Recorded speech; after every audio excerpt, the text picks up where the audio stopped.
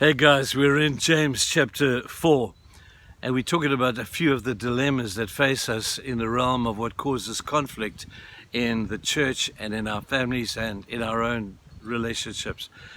Yesterday we spoke about the fact of the dilemma of immaturity, that people are not growing up, they're still acting like kids. That's often a source of great conflict.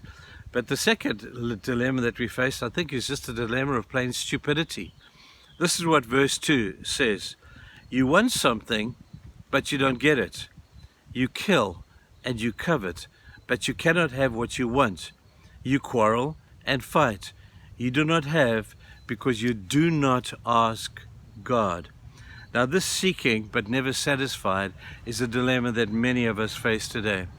Ecclesiastes, Solomon talks about this dilemma that we face about seek, get, but at the end of the day, it's like chasing the wind. We never arrive at a place where we're satisfied with the things that we have been seeking.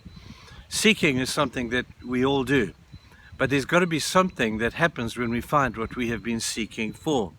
Now, when we're seeking for stuff, God is saying this to us. Listen carefully. God is saying, why are you seeking from the world that which you should be seeking from me? This is what causes illicit relationships. This is what causes more challenges than anything else. And when we go to the world or to things in the world to get from them what they are actually things that we should be getting from God, we're committing something else that we'll talk about another day, that thing of spiritual adultery. Spiritual adultery is saying that when I get from some other source that which I only should be getting from God, I fall into that sin of this form of adultery that is out there. Adultery is simply when I get from somebody else that which I should be getting from a legitimate source. And that's what causes so much pain. Now, when we look at this, we see that Satan has always been doing this. Back in the Garden of Eden, the master of deception came and he said, here's something that God has, but he doesn't want you to have it. And he says, you can have knowledge of good and of evil. Wouldn't you like that? That'll make you more like God. And I said, oh, that would be so cool. We'd love to be like God. And Satan said, it's within your reach. See that tree over there? See that fruit on the tree?